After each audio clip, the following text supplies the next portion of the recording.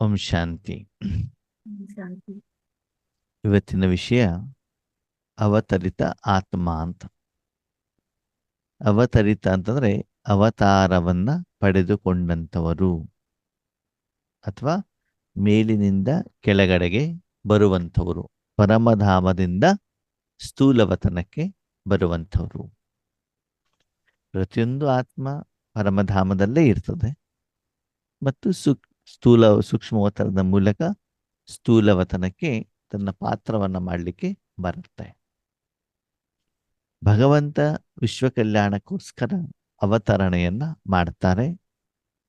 ನಮ್ಮ ಹಾಗೆ ಶರೀರದ ಮುಖೇನ ಅವ್ರ ಜನ್ಮವನ್ನ ಪಡ್ಕೊಳ್ಳೋದಿಲ್ಲ. ಬಾಬಾ ಹೇಳ್ತಾರೆ, ನಾನು ಹೇಗೆ ನನ್ನ ಪಾತ್ರವನ್ನ ಮಾಡ್ತಿದ್ದೇನೋ ಹಾಗೆ ನೀವು ಕೂಡ ಬಾಬ್ ಸಮಾನ ಆಗ್ಬೇಕು. ಅದಕ್ಕಾಗಿ ನೀವು ಕೂಡ ಅವತರಿತ ಆತ್ಮನಾಗಬೇಕು. ಹಾಗಿದ್ರೆ ಅವತರಿತ ಆತ್ಮನ ಕ್ವಾಲಿಟೀಸ್, ಅರ್ಹತೆಗಳು, ವಿಶೇಷತೆಗಳು, ಯೋಗ್ಯತೆಗಳು ಏನು? ಆತ್ಮೀಯರೇ, ವರ್ತಮಾನ ಸಮಯದಲ್ಲಿ ನಾವೆಲ್ಲ ಆತ್ಮರು ಅವತರಿತ ಆತ್ಮ. ಹೌದೋ ಅಲ್ವೋ? ಹೌದೋ ಅಲ್ವೋ? ಹೌದು. ನೀವ್ ಹೆಂಗ್ ತಿಳ್ಕೊಳ್ತಿರೋ ಹಾಗೆ. ನನ್ನ ಮನೆ, ನನ್ನ ಮಕ್ಕಳು, ನನ್ನ ಕುಟುಂಬ ಅಂತಂದ್ರೆ ನೀವು ಅವತರಿತ ಆತ್ಮ ಅಲ್ಲ. ಈ ಪ್ರಪಂಚದಲ್ಲಿರುವಂತ ಯಾವುದೇ ವಸ್ತು, ವ್ಯಕ್ತಿ, ವಿಷಯ ನನ್ನದು ಅಂತ ಹೇಳಿದರೆ ನೀವು ಅವತರಿತ ಆತ್ಮ ಅಲ್ಲ. ಅವತರಿತ ಆತ್ಮ ಯಾರು ಅಂತಂದ್ರೆ ಪರಮಧಾಮದಿಂದ ಬರ್ತಾರೆ. ಅವರು ಏನು ಪಾತ್ರ ಇದೆ ಅಷ್ಟು ಮಾತ್ರ ಮಾಡ್ತಾರೆ ಬಿಟ್ರೆ ಈ ಪ್ರಪಂಚದಲ್ಲಿ ನಡೆಯುವಂತ ಆಗು ಹೋಗುಗಳಿಗೆ, ಒಳ್ಳೆಯದು ಕೆಟ್ಟದ ಕಡೆಗೆ ಗಮನನೂ ಕೊಡೋದಿಲ್ಲ. ಅದರ ಪ್ರಭಾವದಲ್ಲೂ ಕೂಡ ಅವರು ಬರೋದಿಲ್ಲ. ಮತ್ತೆ ಈ ಪ್ರಪಂಚದಲ್ಲಿ ಯಾವ ವ್ಯಕ್ತಿ, ವಸ್ತು, ವಿಷಯದ ಮಾಲೀಕ ನಾನು ಹೇಳುವಂತ ಅಭಿಮಾನನೂ ಕೂಡ ಅವರಿಗೆ ಇರುವುದಿಲ್ಲ. ಯಾವ ಉದ್ದೇಶಕ್ಕೋಸ್ಕರ ಅವರು ಅವತಾರ ಮಾಡಿದಾರೋ ಬರ್ತಾರೆ, ಅಷ್ಟು ಕರ್ಮ ಮಾಡ್ತಾರೆ, ಮತ್ತು ವಾಪಸ್ ಹೊರಟೋಗ್ತಾರೆ ಅಷ್ಟೇ. ಅಂದ್ರೆ ಡಿಟ್ಯಾಚ್ ಅಂತ ಹೇಳ್ತಾರೆ. ಓಕೆ, ಹೇಳಿ. ರಾಮಕೃಷ್ಣ ಪರಮಹಂಸರು, ಗೌತಮ ಬುದ್ಧ, ಈ ತರ ಎಲ್ಲ ಅವ್ರುಗಳೆಲ್ಲ ಆ ಟೈಮಿಗೆ ಬಂದು ಜ್ಞಾನ ಅವ್ರ ಪಾತ್ರ ಮಾಡ್ಬಿಟ್ಟು ಹೋಗ್ಬಿಡ್ತಾರೆ. ಹಾಗಣ್ಣ ನೋಡಿ, ಅದರ ಬಗ್ಗೆ ಹೇಳ್ತೇನೆ. ಅವರಿಗೆ ಬಾಬಾ ಏನ್ ಹೇಳ್ತಾರೆ? ಧರ್ಮಾತ್ಮರು ಅಂತ ಹೇಳ್ತಾರೆ. ಏನ್ ಹೇಳ್ತಾರೆ? ಧರ್ಮಾತ್ಮ. ಅವರಿಗೆ ಅವತರಿತ ಆತ್ಮ ಅಂತ ಹೇಳಲಿಲ್ಲ. ಓಕೆ, ಭಕ್ತಿ ಮಾರ್ಗದಲ್ಲಿ ಅವತಾರ ಯಾರು ಪಡ್ಕೊಂಡಿದ್ದಾರೆ? ದಶಾವತಾರ ಅಂತ ಹೇಳ್ತಾರೆ. ಯಾರಿಗೆ ಹೇಳ್ತಾರೆ? ಪರಮಾತ್ಮನಿಗೆ ಹೇಳ್ತಾರೆ ತಾನೆ. ಓಕೆ, ಧರ್ಮಾತ್ಮನ ವಿಷಯದಲ್ಲಿ ಏನಾಗ್ತದೆ?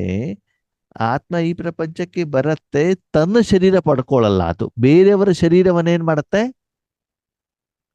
ಪಡ್ಕೊಂಡು ಪಾತ್ರವನ್ನ ಮಾಡತ್ತೆ. ಓಕೆನಾ? ಮಾಡಿಬಿಟ್ಟು ಏನ್ ಮಾಡ್ತದೆ? ಆ ಶರೀರ, ಆ ಪಾತ್ರ ಮುಗಿದ ಮೇಲೆ ಮತ್ತೆ ವಾಪಸ್ ಬೇರೆ ಶರೀರವನ್ನ ಏನ್ ಮಾಡ್ಬೇಕಾಗತ್ತದು? ಪಡ್ಕೊಳ್ಬೇಕಾಗ್ತದೆ. ಸರಿನಾ? ಸರಿ. ಓಕೆ, ಪರಧಾಮದಿಂದ ಬಂತು, ಶರೀರವನ್ನ ಪ್ರವೇಶ ಮಾಡ್ತು, ಧರ್ಮ ಸಂಸ್ಥಾಪನೆ ಮಾಡ್ತು. ವಾಪಸ್ ಹೋಗ್ಲಿಕ್ಕೆ ಆಗತ್ತಾ? ಇಲ್ಲ, ಆಗೋದಿಲ್ವಲ್ಲ. ಬೇರೆಯವ್ರ ಶರೀರದಲ್ಲಿ ಇದ್ರೂ ಕೂಡ ಅವ್ರಿಗೆ ವಾಪಸ್ ಹೋಗ್ಲಿಕ್ಕೆ ಆಗೋದಿಲ್ಲ. ಅವ್ರು ಬಂದಿರೋದು ಯಾಕೆ?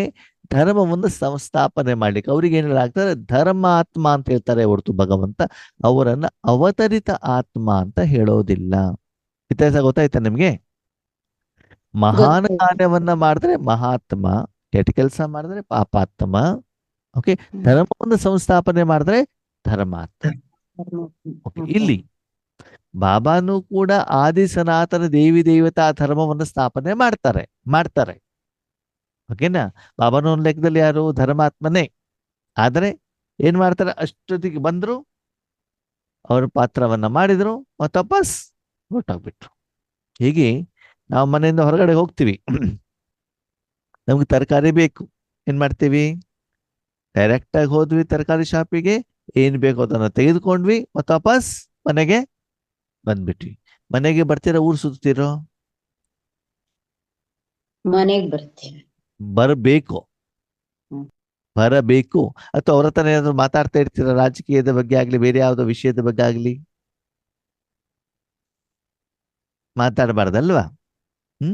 ಅದಕ್ಕಾಗಿ ಭಗವಂತ ಮೂರು ಲೋಕದ ಒಡೆಯನಾಗಿದ್ರೂ ಕೂಡ, ಮೂರು ಲೋಕದ ಒಡೆಯ ಅಂತಂದ್ರೆ ಅವ್ರು ಮೂರು ಲೋಕದಲ್ಲಿ ಎಲ್ಲಿ ಬೇಕಾದರೂ ಅವನು ಸಂಚಾರ ಮಾಡಬಹುದು. ಯಾವ ಆತ್ಮನ ಶರೀರವನ್ನು ಕೂಡ ಪ್ರವೇಶ ಮಾಡಬಹುದು. ಏನು ಬೇಕಾದ್ರೂ ಮಾಡಲಿಕ್ಕೆ ಅವನಿಗೆ ಏನಿದೆ, ಅಧಿಕಾರ ಇದೆ. ಅದು ಅಧಿಕಾರ ಇದ್ದೂ ಕೂಡ ಇಲ್ಲಿ ಮೋಹದ ಬಂಧನದಲ್ಲಿ ಭಗವಂತ ಬರೋದಿಲ್ಲ. ಕೆಲವರುಗಳು ಅಂತ ಅಳ್ತಾ ಇರ್ತಾರೆ. ಅವ್ರ್ಯಾರು? ಪರಮಾತ್ಮನ ಮಕ್ಕಳು, ಹೌದಾ? ಬಂದಾಗ ಆ ಅಳುವನ್ನ ಅವರು ನೋಡಿದಾಗ ಅದರ ಪ್ರಭಾವದಲ್ಲಿ ಭಗವಂತ ಬರ್ತಾರಾ? ಬರೋದಿಲ್ಲ ಅಲ್ವಾ? ಅದು ಅವ್ರಿಗೆ ಸಮಸ್ಯೆಗೆ ಪರಿಹಾರ ಏನ್ ಮಾಡ್ಬೇಕು ಮಾಡುವಂತ ಪ್ರಯತ್ನವನ್ನ ಮಾಡ್ತಾರೆ.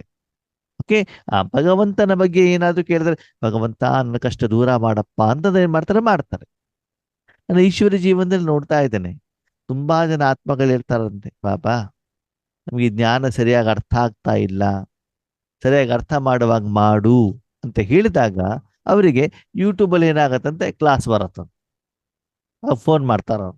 ಈ ರೀತಿ ಸಂಕಲ್ಪ ಮಾಡಿದಾಗ ನಮ್ಗೇನ್ ಸಿಕ್ತು? ಪರಿಹಾರ ಸಿಕ್ತು ಅಂತ. ಹಾಗೆ ಇಲ್ಲೂ ಕೂಡ ಭಗವಂತ ಹೇಳ್ತಾರೆ, ಮಕ್ಕಳ ಭಕ್ತರ ಇಷ್ಟ ಪೂರ್ಣ ಮಾಡ್ಲಿಕ್ಕೆ ನಾನು ಬರ್ತೇನೆ. ಅಂದ್ರೆ ಇದು ನನ್ನ ಸ್ವಂತ ಮನೆ ಅಲ್ಲ. ಸ್ವಂತ ಮನೆ ಯಾವುದೋ? ಧಾಮ. ಪ್ರತಿದಿನ ಬೆಳಗ್ಗೆ ನಾನು ಅಲ್ಲಿಂದ ಅವತರಿಸಿ ಬರ್ತೇನೆ ಮತ್ತು ಕರ್ಮ ಮುಗಿಸ್ಕೊಂಡು ಹೋಗ್ಬಿಡ್ತೇನೆ. ಉದಾಹರಣೆಗೆ ಒಬ್ಬ ವ್ಯಕ್ತಿ ಆಫೀಸಿಗೆ ಹೋಗ್ತಾನೆ ಅಲ್ವಾ? ಹೇಗೆ ಹೋಗ್ತಾನೆ ಆಫೀಸಿಗೆ? ಮನೆಯಿಂದ ತನ್ನ ಶರೀರವನ್ನು ಎಲ್ಲ ರೆಡಿ ಮಾಡಿಕೊಂಡು, ಆಹಾರ ಇರ್ಬೋದು, ಸ್ವಚ್ಛತೆ ಇರ್ಬೋದು, ಬಟ್ಟೆ ಇರ್ಬೋದು, ಎಲ್ಲವನ್ನು ರೆಡಿ ಮಾಡ್ಕೊಂಡು ಎಲ್ಲಿ ಹೋಗ್ತಾನೆ? ಆಫೀಸಿಗೆ.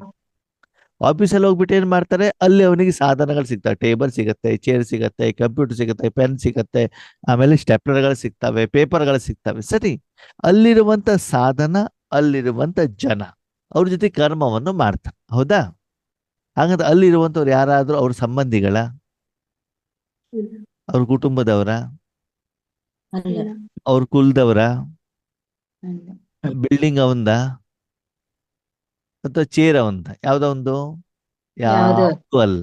ಹೋಗ್ತಾರೆ, ಅವ್ರಿಗೇನ್ ಡ್ಯೂಟಿ ಕೊಡ್ತಾರೆ, ಅದಕ್ಕೆ ಡ್ಯೂಟಿ ಮುಗಿಸ್ಕೊಳ್ತಾರೆ, ಮತ್ತೆ ವಾಪಸ್ ಎಲ್ಲಿ ಬರ್ತಾರೆ?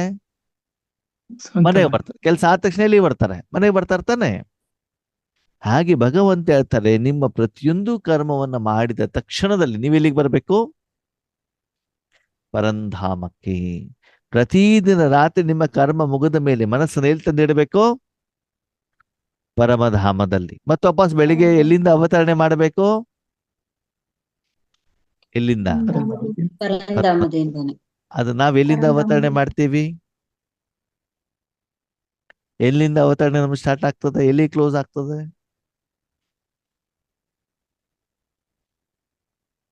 ಎಲ್ಲಿಂದ ಸ್ಟಾರ್ಟ್ ಆಗುತ್ತೆ? ಇಲ್ಲೇ ಸ್ಟಾರ್ಟ್ ಮಾಡ್ತೀವಿ, ಇಲ್ಲೇ ಕ್ಲೋಸ್ ಮಾಡ್ಬಿಡ್ತೀವಿ. ಮೊಬೈಲ್ ನಿಂದ ಅವತರಣೆ ಸ್ಟಾರ್ಟ್ ಆದ್ರೆ ಮೊಬೈಲ್ ಅಲ್ಲಿ ಕ್ಲೋಸ್ ಆಗ್ತದೆ. ಅದು ತಾನೆ. ರಾತ್ರಿ ಮಲಗುವವರೆಗೂ ಮೊಬೈಲ್ ನೋಡ್ತಾನೆ ಕುತ್ಕೊಂಡಿರ್ತೀವಿ ಅಲ್ವಾ? ಕೆಲವೊಂದ್ಸಲ ಕಿವಿಯಲ್ಲಿ ಕ್ಲಾಸ್ ಹಾಕೊಂಡಿರ್ತೀವಿ, ನಿದ್ದೆ ಮಾಡ್ಬಿಡ್ತೀವಿ. ಮತ್ ಬೆಳಿಗ್ಗೆ ಎದ್ದ ತಕ್ಷಣ ನೋಡೋದು ಯಾವ್ದನ್ನ? ಮೊಬೈಲ್ ಅನ್ನೇ ನೋಡ್ತೀವಿ ಅಲ್ವಾ? ಅಥವಾ ಬೆಳಿಗ್ಗೆ ಎದ್ದ ತಕ್ಷಣ ಏನೋ ಒಂದು ಯೋಚನೆ, ಆಫೀಸಿನ ಕೆಲಸ ಇರ್ಬೋದು, ಮನೆ ಕೆಲಸಗಳಿರ್ಬೋದು, ಯಾರದೇ ಸಂಬಂಧಗಳಿರ್ಬೋದು, ಆಪ್ತೇಷ್ಟರಿರ್ಬೋದು, ಅವರ ಬಗ್ಗೆ ಸ್ಟಾರ್ಟ್ ಮಾಡ್ತೀವಿ, ಮತ್ತೆ ವಾಪಸ್ ಅವರ ಬಗ್ಗೆನೇ ಚಿಂತನೆ ಮಾಡ್ತಿರ್ತೀವಿ. ದಿನವಿಡೀ ಮನಸ್ಸಲ್ಲಿ ಅವರನ್ನೇ ಇಟ್ಕೊಂಡಿರ್ತೀವಿ. ಅಂದ್ರೆ ಆತ್ಮೀಯರೇ, ಯಾರು ಅವತರಿತ ಆತ್ಮರಿರ್ತಾರೋ ಅವರು ಈ ಪ್ರಪಂಚದಲ್ಲಿ ತಮ್ಮ ಪಾತ್ರವನ್ನ ಮಾಡಿದ್ರೂ ಕೂಡ ಪ್ರಪಂಚದ ಪ್ರಭಾವ ಅವರ ಮೇಲೆ ಬೀಳುವುದಿಲ್ಲ, ಬೀಳಬಾರದು. ಹೇಗಿರ್ಬೇಕು ಅವರು? ಡಿಟ್ಯಾಚ್. ಹಾಕಿದ್ರೆ ಅವತರಿತ ಆತ್ಮ ಎಲ್ಲಿ ಅವತಾರ ಮಾಡ್ತಾರೆ? ಸ್ಥೂಲವತನದಲ್ಲೇ. ಓಕೆನಾ? ಅದಕ್ಕಾಗಿ ನಿಮ್ಮನ್ನ ನೀವೇನಂತ ತಿಳ್ಕೊಳ್ಬೇಕಂತೆ? ನೀವ್ಯಾರು? ಅವತರಿತ ಆತ್ಮ. ಪ್ರಪಂಚದಲ್ಲಿ ಎಲ್ಲಾ ಸಂಬಂಧಿಗಳು ಯಾರ್ದು? ಭಗವಂತನ ಸಂಬಂಧಿಗಳೇ, ಅವನ ಮಕ್ಕಳೇ. ಆದರೂ ಕೂಡ ಅದರ ಪ್ರಭಾವದಲ್ಲಿ ಅವರು ಬರುವುದಿಲ್ಲ. ಯಾವಾಗ? ನಾನು ನನ್ನ ಕರ್ಮವನ್ನ ಮಾಡ್ಲಿಕ್ಕೆ ಬಂದಿದ್ದೇನೆ ಅಷ್ಟೇ. ಇವಾಗ ನೋಡಿ, ನಾವು ಮನೆಯಿಂದ ಹೊರಗಡೆ ಹೋಗ್ತೀವಿ, ಬಾಬನ್ ಮಕ್ಕಳು, ಹೌದಾ? ಊಟ ತಿಂಡಿ ಎಲ್ಲಿಂದ ತಗೊಂಡೋಗ್ತೀವಿ? ಮನೆಯಿಂದಾನೆ ತಗೊಂಡೋಗ್ತೀವಿ. ಓಕೆ, ಹೊರಗಡೆ ಬೇಕಾದಷ್ಟು ಬೇಕರಿಗಳಿದ್ದಾವೆ, ಹೋಟೆಲ್ಗಳಿದ್ದಾವೆ, ರೋಡ್ ಪಕ್ಕದಲ್ಲಿರುವಂತ ಅಂಗಡಿಗಳಿದ್ದಾವೆ. ಓಕೆ, ನಮಗಮ್ಮನ ಆ ಕಡೆಗೆ ಹೋಗತ್ತಾ, ತಿನ್ಬೇಕು ಅಂತ ಅನ್ಸತ್ತಾ ಅಥವಾ ತಿಂತೇವಾ? ಇಲ್ಲ. ಇಲ್ಲ. ಏನ್ ಮಾಡ್ತೀವಿ? ಮನೆಯಿಂದ ಏನು ಆಹಾರ ಮಾಡ್ಕೊಂಡು ಹೋಗಿದ್ದೀವೋ ಅಲ್ಲಿ ನಮ್ಗೆ ಅವಶ್ಯಕತೆ ಇದ್ದಾಗ ಅದನ್ನು ಮಾತ್ರ ನಾವು ತಿಂದ್ವಿ, ಮತ್ತೆ ವಾಪಸ್ ಎಲ್ಲಿಗೆ ಬಂದ್ವಿ ತಿನ್ಲಿಕ್ಕೆ? ಮನೆಗೆ ಬರೋದು. ಅಂದ್ರೆ ಯಾರು ಅವತರಿತ ಆತ್ಮನಿರ್ತಾನೋ ಯಾವಾಗ್ಲೂ ಅವನು ಸಪ್ತ ಗುಣಗಳನ್ನೇ ತಿಂತಾ ಇರ್ತಾನೆ, ಅದ್ರ ಜೊತೆನೇ ಇರ್ತಾನೆ, ಆ ಕಾರ್ಯವನ್ನು ಮಾತ್ರ ಮಾಡ್ತಾ ಇರ್ತಾನೆ ಹೊರತು ರಾವಣನ ಆಹಾರದ ಕಡೆಗೆ ಅವನ ಗಮನನೂ ಕೂಡ ಹೋಗೋದಿಲ್ಲ, ಸಂಕಲ್ಪನೂ ಕೂಡ ಹೋಗೋದಿಲ್ಲ, ವಿಕಾರದ ಕಡೆಗೆ ಆಕರ್ಷಣೆನೂ ಕೂಡ ಇರೋದಿಲ್ಲ. ಆದ ಅವನು ಈಶ್ವರಿಯ ಒಂದು ಸಂದೇಶವಾಹಕನಾಗಿರ್ತಾನೆ, ನಿಮಿತ್ತವಾಗಿರ್ತಾನೆ. ಧರ್ಮ ಸ್ಥಾಪನೆ ಮಾಡೋದು ಮಾತ್ರ ಅವನ ಒಂದು ಉದ್ದೇಶವಿರ್ತದೆ. ಅದಕ್ಕೆ ಮಾತ್ರ ಕೆಳಗಡೆಗೆ ಒಂದು ನಿಮಿತ್ತ ಸಾಧನವಾಗಿ ಬರ್ತಾನೆ. ಕೆಲಸ ಮಾಡಿದ ಮೇಲೆ ಎಲ್ಲಿ ಹೋಗ್ತಾರೆ ವಾಪಸ್ ಆತ್ಮ? ಮಾನಸಿಕವಾಗಿ. ಇಲ್ಲಿ ಮಾನಸಿಕವಾಗಿ ಎಲ್ಲಿ ಹೋಗಿರ್ತಾರೆ? ಪರಮಧಾಮದಲ್ಲಿ, ತನ್ನ ಮಡಿಲಲ್ಲಿ, ತಂದೆಯ ಮಡಿಲಲ್ಲಿ, ತನ್ನ ಮನೆಯಲ್ಲಿ ವಾಸ ಮಾಡ್ತಾರೆ. ಅದಕ್ಕೆ ನಿಮ್ಮನ್ನ ನೀವು ಚೆಕ್ ಮಾಡ್ಕೊಳ್ಳಿ, ನೀವು ಅವತರಿತ ಆತ್ಮನೋ ಅಥವಾ ಬಂಧನದಲ್ಲಿರುವಂತ ಆತ್ಮನೋ? ಬಂಧನದಲ್ಲಿರುವಂತ ಆತ್ಮ ಅಂತಂದ್ರೆ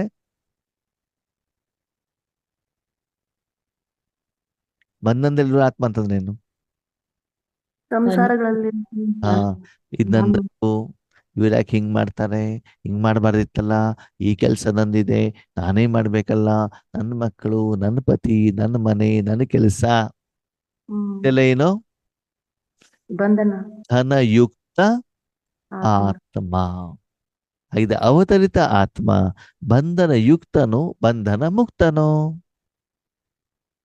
ಬಂಧನ ಮುಕ್ತ ಅಲ್ವಾ? ಎಲ್ಲವನ್ನು ನಾವು ಅನುಭವ ಮಾಡ್ತಾ ಇದ್ರೂನು ಕೂಡ ಇಲ್ಲಿರೋರು ಯಾರೂ ನನ್ನವರು ಅಲ್ಲ. ಓಕೆ, ಅಂದ್ರೆ ಇವಾಗ ಏನಾಗುತ್ತೆ ಆದ್ಮೇಲೆ? ಸಿಂಪಲ್.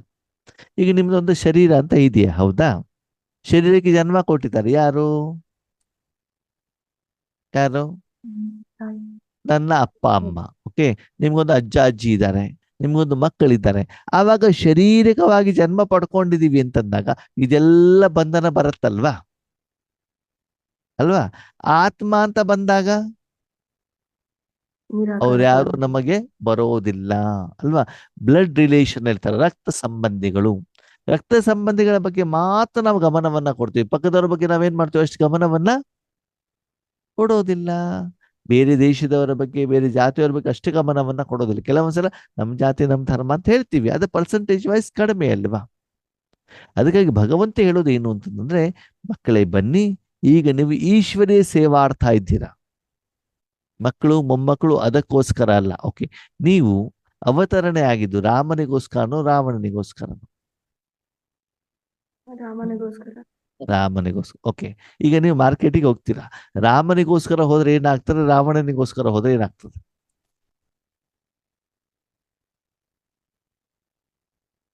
ಏನಾಗ್ತದೆ?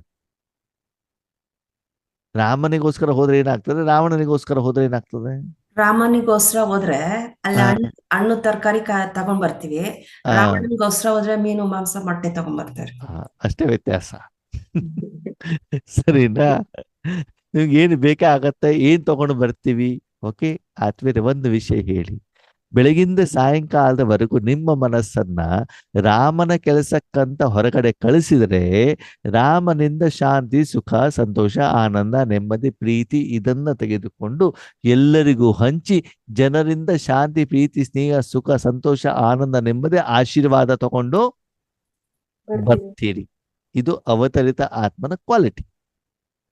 ಅದೇ ರಾವಣನ ಆತ್ಮನಾಗಿದ್ದಿದ್ರೆ ನನಗೆ ಬಂಗಾರ ಬೇಕು, ಬಿಲ್ಡಿಂಗ್ ಬೇಕು, ಜಮೀನ್ ಬೇಕು, ಕೋರ್ಟು, ಮತ್ತೊಂದು ಮಗದೊಂದು, ಇದನ್ನೆಲ್ಲ ತಗೊಂಡೋಗಿ ಎಲ್ಲರಿಗೂ ಕಾಮ, ಕ್ರೋಧ, ಲೋಭ, ಮೋಹ, ಅಹಂಕಾರವನ್ನ ಕೊಟ್ಟು ಅದರ ಪ್ರತಿಫಲ ಮನೆಗೆ ಬಂದಾಗ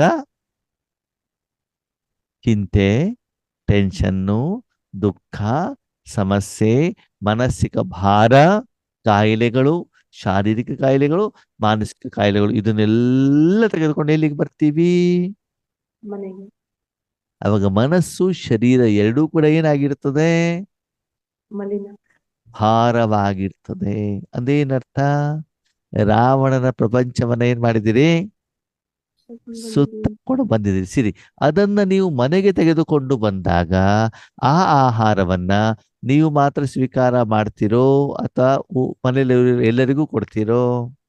ಮನೇಲಿ ಎಲ್ಲರಿಗೂ ಕೊಡ್ತೀವಿ. ಸರಿ, ಇದೇ ರೀತಿ ಎಲ್ಲ ಇಟ್ಕೊಂಡು ಪರಂಧಾಮಕ್ಕೆ ಹೋದಾಗ ನಿಮ್ಮ ಮೂಲಕ ಜನರಿಗೆ ಶಾಂತಿ, ಸುಖ, ಸಂತೋಷ, ಆನಂದ, ನೆಮ್ಮದಿ ಸಿಗತ್ತೋ ಅಥವಾ ಚಿಂತೆ ಸಿಗತ್ತೋ? ಚಿಂತೆ ಸಿಗುತ್ತೆ.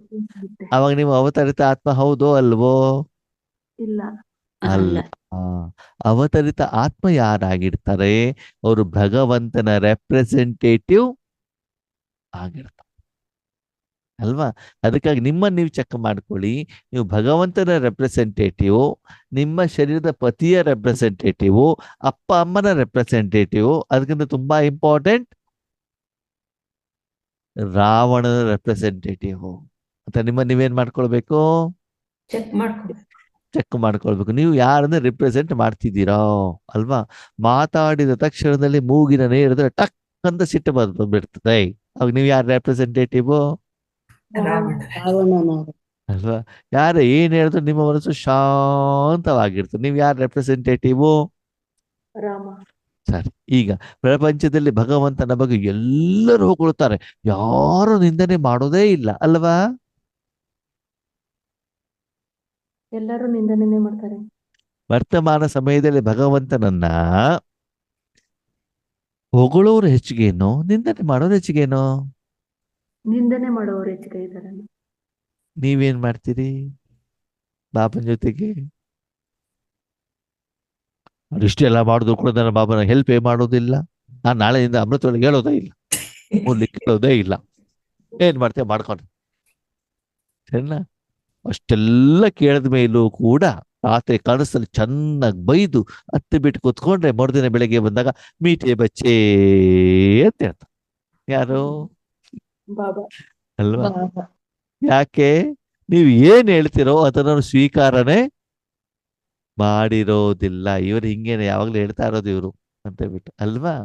ಅದಕ್ಕಾಗಿ ಆ ಅವತರಿತ ಆತ್ಮ ತನ್ನ ಕರ್ತವ್ಯ ಏನು ಬೇಕು ಅದನ್ನು ಕೊಡುವಂತ ಕೆಲಸವನ್ನು ಮಾಡ್ತಾರೆ ಹೊರತು ಅಲ್ಲಿಂದ ಯಾವುದನ್ನೂ ಕೂಡ ಸ್ವೀಕಾರ ಮಾಡುವಂತಹ ಕಾರ್ಯವನ್ನ ಮಾಡೋದಿಲ್ಲ. ಯಾಕಂದ್ರೆ ಅದರ ಬಗ್ಗೆ ಅವರಿಗೆ ಆಸಕ್ತಿ ಇರೋದಿಲ್ಲ. ವರ್ತಮಾನ ಸಮಯದಲ್ಲೂ ಕೂಡ ಈ ಪ್ರಪಂಚದ ಬಗ್ಗೆ, ಪ್ರಪಂಚದಲ್ಲಿರುವಂಥ ವ್ಯಕ್ತಿಗಳ ಬಗ್ಗೆ, ವಸ್ತು ವಿಷಯದ ಬಗ್ಗೆ, ಇಲ್ಲಿರುವಂತಹ ಒಂದು ಭೋಗ ಅಂತ ಹೇಳ್ತಾರೆ ಅನುಭವ, ಅದರ ಕಡೆಗೆ ನಿಮ್ಮ ಗಮನ ಇದ್ರೆ ನೀವು ಅವತರಿತ ಆತ್ಮ ಅಲ್ಲ. ಅಂದ್ರೆ ಯಾರು ಅವತಾರವನ್ನ ಪಡಿತಾರೋ ಈ ಪ್ರಪಂಚದ ಯಾವುದೇ ವ್ಯಕ್ತಿ, ವಸ್ತು, ವೈಭೋಗಗಳು ಅವರ ಮೇಲೆ ಪ್ರಭಾವ ಬೀಳುವುದಿಲ್ಲ. ಅದಕ್ಕಾಗಿ ತಂದೆ ಸಮಾನ ಪ್ರತಿದಿನ ಪರಮಧಾಮದಿಂದ ಬಂದು ಅವತರಿತ ಆತ್ಮ ಅಂತ ತಿಳಿದುಕೊಂಡು ನಿನ್ನ ಕರ್ಮವನ್ನ ಮಾಡಿ ತಕ್ಷಣ ನೀನು ಎಲ್ಲಿ ಸೇರಬೇಕು? ನಿನ್ನ ಮನೆಗೆ ಸೇರ್ಕೊಂಡ್ಬಿಟ್ಟು ಅಲ್ಲಿ ಮತ್ತು ವಾಪಸ್ ನಿನ್ನ ಕೆಲಸ ಇದೆಯಲ್ಲ, ಸ್ವಚ್ಛತೆ, ಬಾಬನಿಂದ ಮತ್ತು ವಾಪಸ್ ಶಕ್ತಿಯನ್ನ ಪಡ್ಕೊಳ್ಳುವಂಥದ್ದು, ಜ್ಞಾನವನ್ನ ಪಡೆದುಕೊಳ್ಳುವಂಥದ್ದು, ಆ ಕಾರ್ಯವನ್ನು ನೀನೇನ್ ಮಾಡಬೇಕಾಗತ್ತೆ. ಈ ರೀತಿ ನಿನ್ನನ್ನ ಪ್ರತಿದಿನ ನೀವ್ ಯಾರು ಅಂತ ತಿಳ್ಕೊಳ್ಬೇಕು?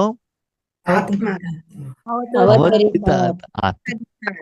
ಯಾವ್ದಕ್ಕೋಸ್ಕರ ಅವತಾರ ಪಡೆದಿದ್ದೀರಿ?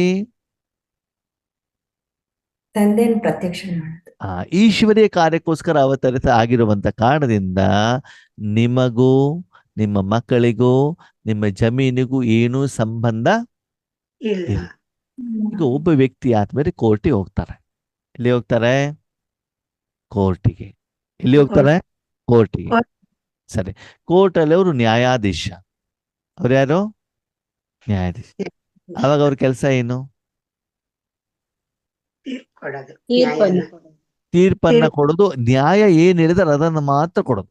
ಓಕೆ, ಅಲ್ಲಿ ಎದುರುಗಡೆ ಯಾರು ಬಂದಿರ್ತಾರೋ ಅವರು ಅವರ ಮಗನೇ ಇರ್ಬೋದು, ಅವರ ಪತ್ನಿನೇ ಇರ್ಬೋದು, ಅವ್ರ ಸ್ನೇಹಿತನೇ ಇರ್ಬೋದು, ಯಾರೇ ಇರ್ಬೋದು. ಓಕೆ, ಅವರು ನನ್ನವರು ಅಂತ ಅವರ ಪರವಾಗಿ ಕಾನೂನನ್ನ, ನ್ಯಾಯವನ್ನ, ತೀರ್ಪನ್ನ ಹೇಳಬೇಕು ಅಥವಾ ನ್ಯಾಯ ಏನಿದೆಯೋ ಅದನ್ನೇ ಹೇಳಬೇಕು.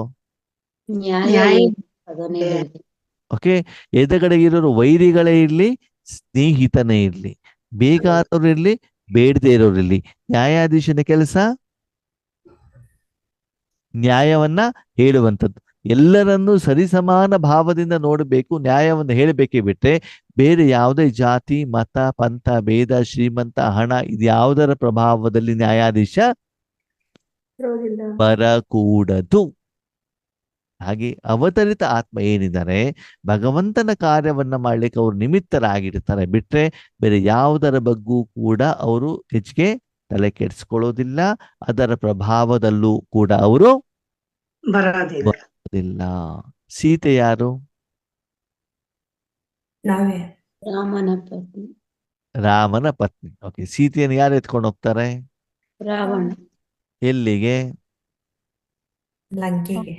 ಲಂಕೆಗೆ. ಓಕೆ, ಅಲ್ಲಿ ಹೋದಾಗ ಅವಳು ತನ್ನನ್ನು ತಾನು ರಾವಣನಿಗೋಸ್ಕರ ಪರಿವರ್ತನೆ ಆಗ್ತಾಳೋ ಅಥವಾ ರಾಮನ ನೆನಪಿನಲ್ಲೇ ಇರ್ತಾಳೋ? ರಾಮನ ನೆನಪಿನಲ್ಲಿ. ನೀವ್ಯಾರು? ನಾವು ಆತ್ಮಗಳು. ನಿಮ್ಮಪ್ಪ ಯಾರು?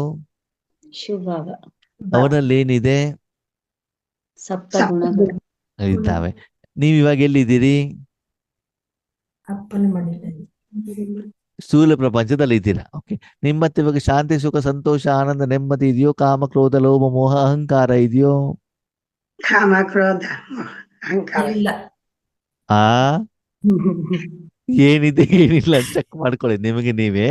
ಅವಾಗ ಅದೆಲ್ಲ ನಿಮ್ಮ ಹತ್ರ ಇದೆ ಅಂತಂದ್ರೆ ನೀವು ರಾವಣನ ಸಂತಾನ ಆಗಿದಿರಿ, ವಾತಾವರಣದ ಪ್ರಭಾವದಲ್ಲಿ ಬಂದಿದ್ದೀರಿ. ನೀವು ಇನ್ನೂ ಅವತರಿತ ಆತ್ಮ ಆಗಿಲ್ಲ. ಇನ್ನು ಶರೀರಧಾರಿ, ಇಂದ್ರಿಯ ಸುಖದ ವಶದಲ್ಲಿ ಇದ್ದೀರಾ. ಊರ್ ಸುತ್ಲಿಕ್ಕೆ ಹೋಗ್ತೀರಾ ಅಂತಂದ್ರೆ ಏನರ್ಥ? ಏನರ್ಥ? ರಾವಣನ ಪ್ರಭಾವದಲ್ಲಿ ಬಂದ್ರಿ ಅಂತ ತಾನೇ ಅರ್ಥ. ಇಂದ್ರಿಯ ಸುಖದ ಕಡೆ ಗಮನ ಕೊಟ್ಟಿರಿ ತಾನೆ. ಅದಕ್ಕಾಗಿ ಆತ್ಮೀಯರೇ, ಇವತ್ತು ನಾವೇನಾಗ್ಬೇಕು? ತಂದೆಯ ಸಮಾನ, ತಂದೆಯ ಕಾರ್ಯಕ್ಕೆ ತಂದೆ ಕಳಿಸಿದಾರ ನಮ್ಗೆ. ಓಕೆ, ಸರಿ. ಈ ಪ್ರಪಂಚಕ್ಕೆ ಬಂದಿದ್ದೀರಿ. ಬಂದಾಗ ನೀವು ಈಶ್ವರ್ಯ ಕಾರ್ಯ ಮಾಡ್ಬೇಕಾದ್ರೆ ಹಿಂದೂ, ಮುಸ್ಲಿಮು, ಶ್ರೀಮಂತರು, ಬಡವರು, ಕರ್ನಾಟಕದವರು, ಆಂಧ್ರದವರು, ಕನ್ನಡದವರು, ತೆಲುಗುನವರು, ಈ ವ್ಯತ್ಯಾಸ ಇರಬೇಕೋ ಬೇಡವೋ? ಇರಬಾರ್ದು. ಲೌಕಿಕ ಅಲೌಕಿಕ ಇರಬಾರ್ದು. ಎಲ್ಲರಿಗೂ ಸರಿ ಸಮಾನವಾಗಿ ಏನು ಕಾರ್ಯವನ್ನ ಮಾಡಬೇಕು ಆ ಕಾರ್ಯವನ್ನು ಮಾಡಬೇಕು. ಸದಾಕಾಲ ಇದೇ ಸ್ಮೃತಿ ಇರಬೇಕು. ನನಗೆ ಯಾರು ಕಳಿಸಿರೋದು? ಬಾಬಾ. ಬಾಬಾ. ಭಗವಂತನ ಕಾರ್ಯ ಬಿಟ್ಟರೆ ಬೇರೆ ಎಲ್ಲೂ ಕೂಡ ನನ್ನ ಮನಸ್ಸನ್ನ ಏನ್ ಮಾಡಬಾರ್ದು, ಇಡಕೂಡದು. ಈ ಸ್ಥಿತಿ ನಿಮ್ಮದು ಬಂದರೆ ನೀವ್ಯಾರು? ಅವತರಿತ ಆತ್ಮ. ಕರ್ಮವನ್ನ ಮಾಡುವಂತ ಸಂದರ್ಭದಲ್ಲಿ, ಸೇವೆ ಮಾಡುವಂತ ಸಂದರ್ಭದಲ್ಲಿ ಏನೇ ಪ್ರಶ್ನೆಗಳು ಬಂದ್ರು, ಸಂಶಯ ಬಂದ್ರು ಕೂಡ ಯಾರನ್ನ ಕೇಳಬೇಕು? ಬಾಬಾ. ಯಾರನ್ನ ನಿಮಗೆ ಕೆಲಸ ಮಾಡ್ಲಿಕ್ಕೆ ಕಳಿಸಿದಾರೋ ಅವರನ್ನ ನೀವು ಕೇಳಬೇಕಾಗತ್ತೆ. ನಾವು ಬೆಂಗಳೂರಿನಲ್ಲಿ ಕೆಲಸ ಮಾಡ್ಬೇಕಾದ್ರೆ ಏನಾದ್ರು ಪ್ರಶ್ನೆಗಳು ಬಂದ್ರೆ, ಡಿಸಿಷನ್ ತಗೊಳ್ಬೇಕಾದ್ರೆ ಯಾರನ್ನ ಕೇಳ್ತಿದ್ವಿ? ಓನರಿಗೆ ಫೋನ್ ಮಾಡಿ ಕೇಳ್ತಿದ್ವಿ, ನೋಡಿ ಹಿಂಗಿಂಗ್ ಇದೇ ಏನ್ ಮಾಡ್ಬೇಕು ಅಂತ. ಅವರ ಡೈರೆಕ್ಷನ್ ಪ್ರಕಾರ ಏನ್ ಮಾಡ್ಬೇಕಾಗತ್ತೆ? ಮಾಡ್ಬೇಕಾಗತ್ತೆ. ಯಾಕೆ? ನಿಮಗೆ ಅಪಾಯಿಂಟ್ಮೆಂಟ್ ಮಾಡಿದವ್ರು ಯಾರು? ಓನರ್. ಸಂಬಳ ಕೊಟ್ಟಿದ್ಯಾರೋ? ಓನರ್. ಯಾರಿಗೆ ಕೇಳ್ಬೇಕು? ಸರಿ. ನಿಮ್ಗೆ ಜನ್ಮ ಕೊಟ್ಟವ್ರು ಯಾರು? ತಾಯಿ ತಂದೆ. ಹಾ, ಇಲ್ಲೇ ಬಂದಿರೋದು ಮೋಸ. ಮದುವೆ ಮಾಡ್ಕೊಂಡಿದ್ಯಾರು? ಪತಿ. ಮಕ್ಕಳು ಯಾರು? ನಾನ್ ಜನ್ಮ ಕೊಟ್ಟಿದ್ದು. ಅವಾಗೆಲ್ಲ ವಿಷಯ ಯಾರಿಗೆ ಕೇಳ್ತೀವಿ? ಪತಿ ಹೇಳ್ದಂಗ್ ಕೇಳ್ತೀವಿ, ಮಕ್ಳು ಹೇಳ್ದಂಗ್ ಕೇಳ್ತೀವಿ, ಅತ್ತೆ ಮಾವ ಹೇಳ್ದಂಗ್ ಕೇಳ್ತೀವಿ. ಸರಿನೋ ತಪ್ಪೋ? ತಪ್ಪು. ಅಂದ್ಮೇಲೆ ಇವತ್ತಿನ ಯಾರ ಮಾತು ಕೇಳಬಾರ್ದು.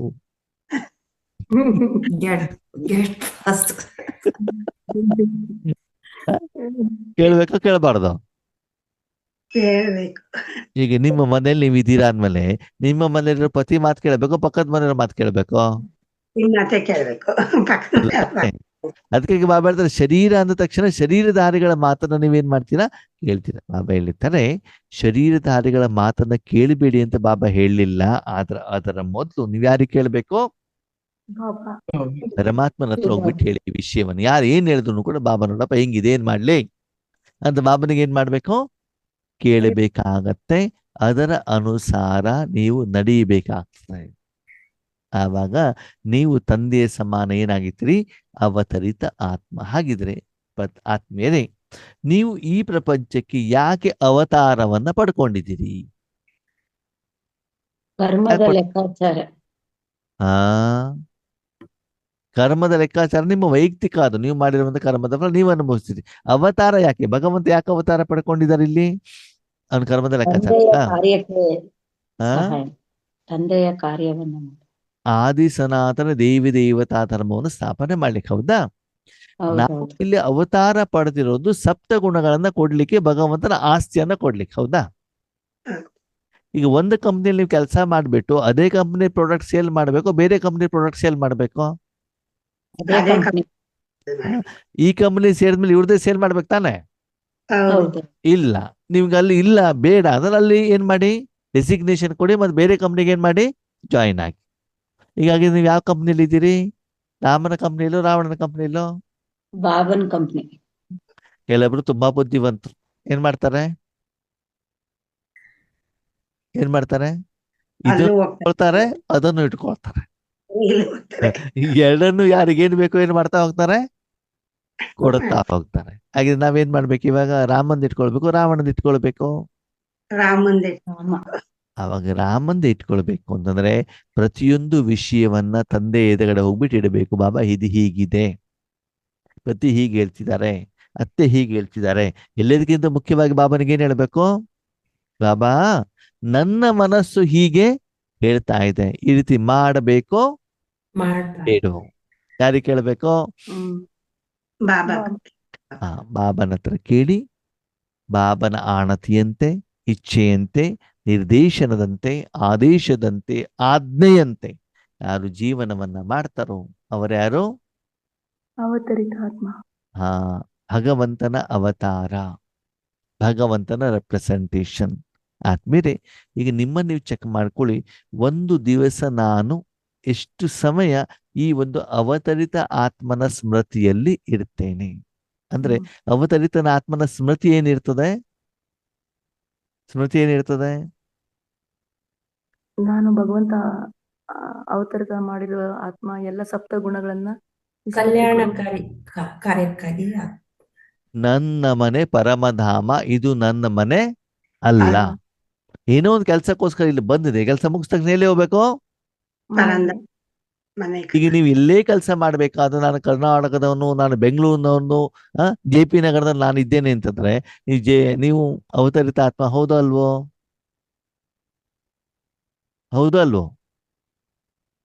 ಅಲ್ಲ. ಯಾಕಂದ್ರೆ ಶರೀರದ ಸ್ಮೃತಿಯಲ್ಲಿದ್ದೀರಿ ನೀವು, ಶರೀರದ ತಂದೆ ತಾಯಿ ಸ್ಮೃತಿಯಲ್ಲಿದ್ದೀರಿ, ಶರೀರದ ಮನೆಯ ಸ್ಮೃತಿಯಲ್ಲಿದ್ದೀರಿ. ಶರೀರ ಮತ್ತು ಶರೀರಕ್ಕೆ ಸಂಬಂಧಪಟ್ಟಂತ ವಸ್ತು, ವ್ಯಕ್ತಿ, ವಿಭವಗಳ ಸ್ಮೃತಿಯಲ್ಲಿದ್ದರೆ ನೀವು ಅವತರಿತ ಆತ್ಮ ಅಲ್ಲ. ಅವತರಿತ ಆತ್ಮ ಯಾವ ಸ್ಮೃತಿಯಲ್ಲಿ ಇರ್ತದೆ?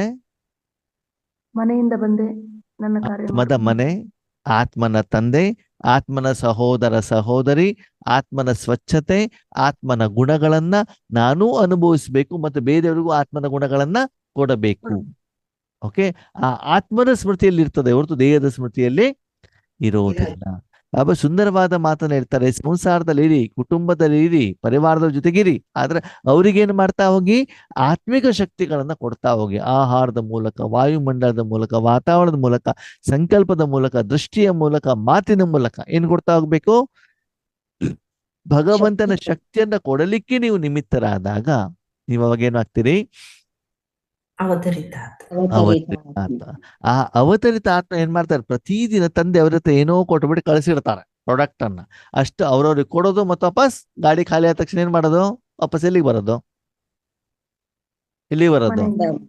ಮನೆಗೆ ಬರಬೇಕಾಗ್ತದೆ. ಅದಕ್ಕೆ ನಿಮ್ಮ ಮನ ಬುದ್ಧಿಯನ್ನು ಏನ್ ಮಾಡ್ಕೊಳ್ಳಿ? ಸ್ವಚ್ಛ ಚೆಕ್ ಮಾಡ್ಕೊಳ್ಳಿ. ನಾನು ಅವತರಿತ ಆತ್ಮನೋ ಅಥವಾ ಪ್ರಭಾವಿತ ಆತ್ಮನು? ಈ ಪ್ರಪಂಚದ ಯಾವುದೇ ವ್ಯಕ್ತಿಗಳಿಗೆ ನಾವು ಪಾಸಿಟಿವ್ ಆಗ್ಲಿ ನೆಗೆಟಿವ್ ಆಗ್ಲಿ ಪ್ರಭಾವಿತರು ಆಗ್ಬಾರ್ದು. ಯಾರ ಮೇಲೆ ಪ್ರಭಾವಿತರಾಗಬೇಕು? ಭಗವಂತನ ಮೇಲೆ ಪ್ರಭಾವಿತರಾಗಬೇಕು. ಯಾರು ಈಶ್ವರೀಯ ಕಾರ್ಯವನ್ನು ಚೆನ್ನಾಗಿ ಮಾಡ್ತಾರೋ ಅವರ ಬಗ್ಗೆ ಪ್ರಭಾವಿತರಾಗಿ, ನಾನು ಕೂಡ ಆ ಸಾಧನೆಯನ್ನ ಮಾಡಬೇಕು ಹೇಳುವಂತ ಒಂದು ಸ್ಮೃತಿಯಲ್ಲಿ ಇರಿ. ಅದಕ್ಕಾಗಿ ನಾನು ಬಂದಿರೋದು ಟೆಂಪರವರಿ, ಪರ್ಮನೆಂಟ್ ಅಲ್ಲ.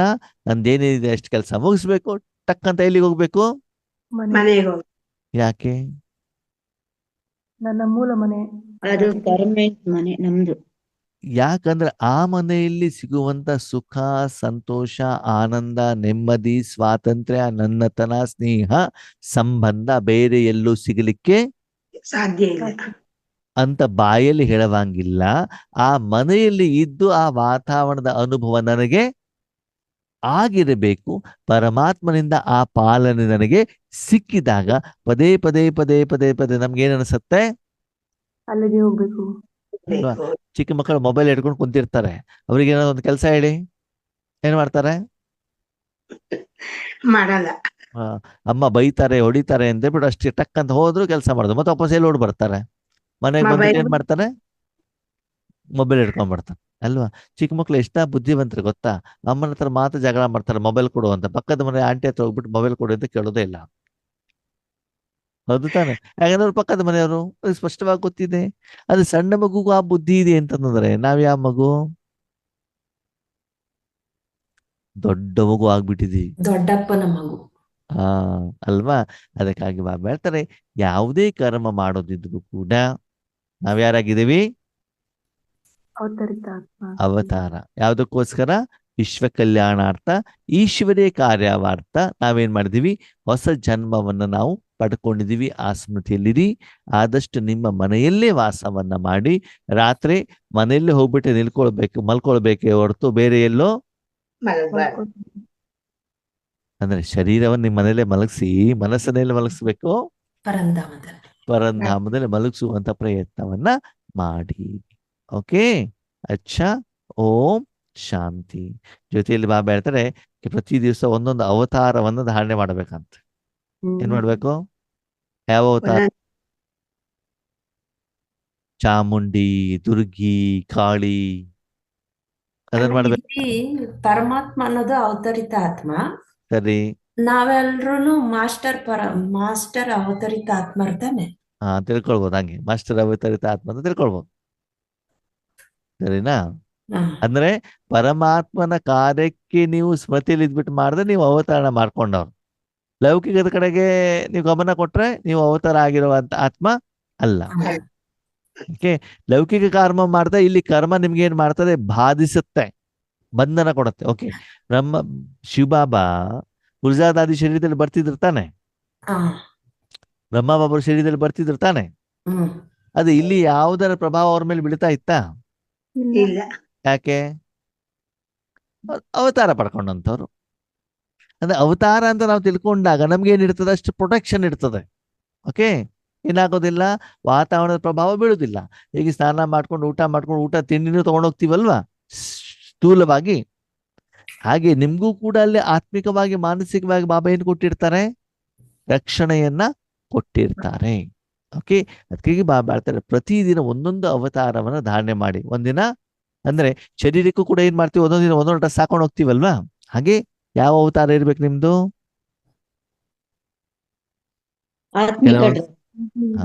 ಕೆಲವೊಂದ್ಸಲ ಹೇಳ್ತಾರೆ ನೋಡಿ, ಹೆಣ್ಮಕ್ಳಿಗೆ ಯಾವ ಅವತಾರದಲ್ಲಿ ಇದ್ದೀಯಾ, ಹಿಂಗ್ ಡ್ರೆಸ್ ಮಾಡ್ಕೊಂಡ್ ಬಂದಿದೀಯಾ ಅಂತ ಹೇಳ್ತಾರೆ ತಾನೆ ತಂದೆ ತಾಯಿಗಳು. ಅವತಾರ ನೋಡು ಹಿಂಗಿದೆ ಅಂತ ಅಲ್ವಾ? ಹಾಗೆ ಬಾಬಾ ಹೇಳ್ತಾರೆ, ಶಾಂತಿಯ ಅವತಾರ, ಸುಖದ ಅವತಾರ, ಆನಂದದ ಅವತಾರ, ಜ್ಞಾನದ ಅವತಾರ, ಶಕ್ತಿಯ ಅವತಾರ. ಒಂದೊಂದಿನ ಏನ್ ಮಾಡ್ಬೇಕು?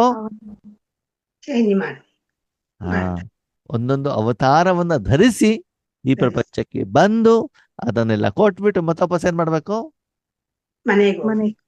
ಈಗಿನ ಹೆಣ್ಮಕ್ಳು ಡ್ರೆಸ್ ಎಲ್ಲ ನೋಡ್ಕೊಂಡ್ಬಿಟ್ಟು ಅಪ್ಪ ಅಮ್ಮ ಹೇಳ್ತಾರೆ, ಯಾವ ರೀತಿ ಅವತಾರ ಮಾಡ್ಕೊಂಡ್ಬಂದಿದೀಯಾ? ಈಗ ನೆನಪಾಯ್ತು ಅವತಾರ ಅಂದ್ರೆ ಏನು. ಈಗ ಹೇಳಿದಾಗ ಗೊತ್ತಾಗ್ತದೆ. ನಿನ್ನ ಮೂಲ ಅವತಾರ ಯಾವುದು, ನೀನು ಈಗಿನ ಅವತಾರ ಏನು? ಚಂದ ಮಾಡಿ ಒಂದು ಮಗಳಾಗಿ ಮನೆ ಹೊರಗಡೆ ಸೀರೆ ಉಟ್ಕೊಂಡು ಹೋಗೋದು ಬಿಟ್ಬಿಟ್ಟು ಇದೆಂತ ಕೂದಲು ಬಿಟ್ಕೊಂಡು ಬಳೆನೂ ಹಾಕೊಳ್ತೇನೆ, ಒಂದು ಕುಂಕುಮದ ಬೊಟ್ಟನ್ನು ಇಟ್ಕೊಳ್ತೇನೆ, ಯಾರು ಇಲ್ದಿದ್ದಾರು ನನಗೆ ಟೀ ಶರ್ಟ್ ಜೀನ್ಸ್ ಪ್ಯಾಂಟ್ ಹಾಕೊಂಡು ಬರ್ತಿದೀಯಾ? ಇನ್ನ ಅಪ್ಪ ಅಮ್ಮ ಹೇಳೋರು ಇಲ್ವಾ ನಿಮ್ಗೆ? ನಾವ್ ಹೇಳ್ದಂಗೆ ಕೇಳೋದೇ ಇಲ್ಲ. ನಾವ್ ಹೇಳೋದೊಂದು, ನೀವು ಮಾಡೋದೊಂದು. ಹೇಳ್ತಾ ಇರ್ತಾನೆ. ಹಾಗೆ ಏನ್ ಮಾಡ್ಬೇಕು? ಭಗವಂತನ ಡೈರೆಕ್ಷನ್ ಪ್ರಕಾರ ನಾವು ಇರಬೇಕಾಗ್ತದೆ. ಪ್ರತಿದಿನ ಒಂದೊಂದು ಭಗವಂತನ ಸಪ್ತ ಗುಣಗಳ ಅವತಾರ ನೀವು ಆಗ್ಬಿಟ್ಟು ವಿಶ್ವದ ಸರ್ವ ಆತ್ಮರಿಗೆ ಆ ಭೋಜನವನ್ನ ತಿನ್ನಿಸಲಿಕ್ಕೆ, ಯಾವ ಭೋಜನ? ಆತ್ಮಿಕ ಭೋಜನವನ್ನ ಕೊಡಲಿಕ್ಕೆ ನೀವೇನಾಗ್ಬೇಕು? ನಿಮಿತ್ತರಾಗ್ಬೇಕು. ನಿಮ್ಮಿಂದ ಜನ ಕಲಿಬೇಕು ಹೇಗಿರಬೇಕು ಅಂತ. ಓಕೆನಾ? ಅಚ್ಚಾ. ಓಂ ಶಾಂತಿ. ಓಂ ಶಾಂತಿ.